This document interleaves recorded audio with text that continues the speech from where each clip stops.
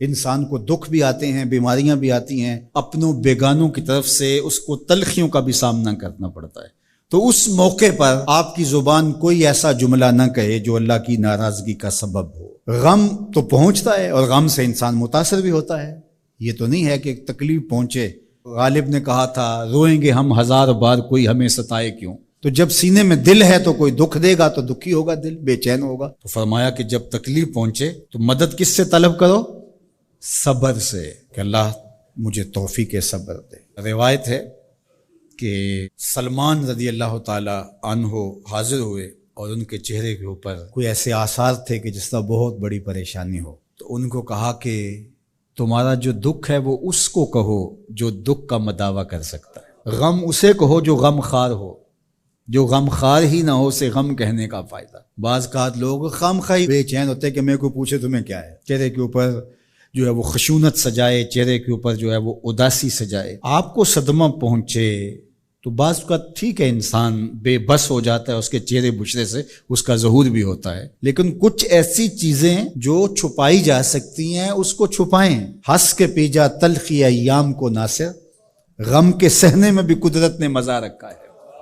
غم برداشت کریں، اندر اتار لیں اس کو، اس کا اجر رکھا گیا ہے، اس کا صلہ بتایا گیا ہے۔ تو ہر چھوٹی چھوٹی بات کو لوگوں سے شیئر کرنا یہ نہیں، ٹھیک ہے کبھی آپ کوئی ایسی بات ہو آپ کر بھی سکتے ہیں، لیکن ہر وقت جو ہے وہ اکتائے ہوئے رہنا اور میں پریشان ہوں، میں پریشان ہوں، میں دکھی ہوں، میں دکھی ہوں، تو کیا وہ دکھ ختم ہو جائے گا؟ لوگ مہندی سجائیں گے تیرے لہو سے، لوگ مہندی سجائیں گے تیرے لہو سے، زخم دل کے نہ دکھاؤ کسی کو۔ لوگ تو اس سے طرح مذاق بھی اڑائیں گے، اور جب تم ہنستے ہو تو زمانہ تمہارے ساتھ ہنستا ہے، اور جب تم روتے ہو تو زمانہ تمہارے ساتھ نہیں روتا۔ اس لیے یہ آنسو بڑے قیمتی ہیں، وہی بہاؤ جہاں شان کریمی موتی سمجھ کے چن لے۔ یوں ضائع نہ کرو، یوں ان کو برباد نہ کرو، لوگوں کے سامنے رسوا نہ کرو اپنے آپ کو۔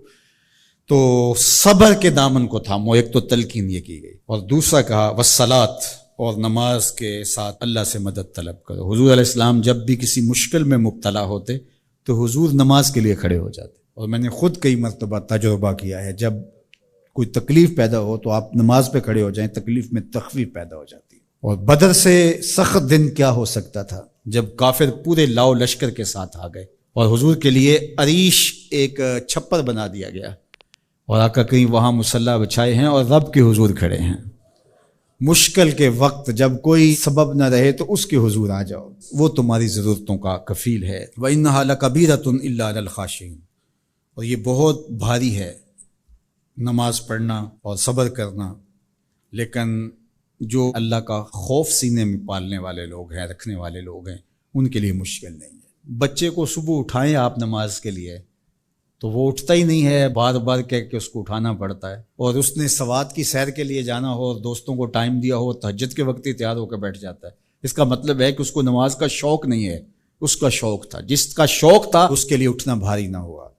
میرے والد گرامی سے کسی نے کہا جی جاگ نہیں آتی، تو فرمانے لگے صبح منڈی جانا ہو تو جاگ آ جاتی ہے، کچہریوں میں تاریخ ہو تو یاد آ جاتی ہے۔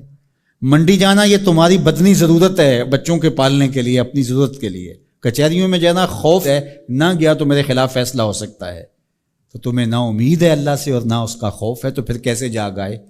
اور کسی نے کہا کہ حضور نماز پڑھنا چاہتا ہوں، جاگ نہیں آتی۔ اللہ اکبر، کہنے لگے ارادہ اگر پکا ہو تو نیند نہیں آتی، بار بار اٹھ کے ٹائم دیکھتے ہیں وقت تو نہ گزر جائے۔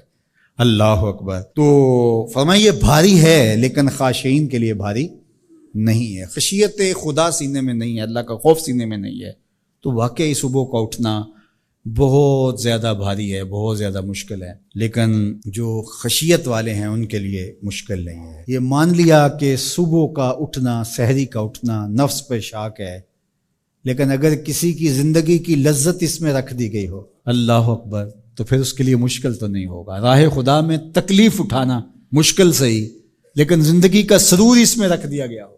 وہ مزہ دیا تڑپ نے میری آرزو ہے یا رب، میرے دونوں پہلوؤں میں دل بے قرار ہوتا۔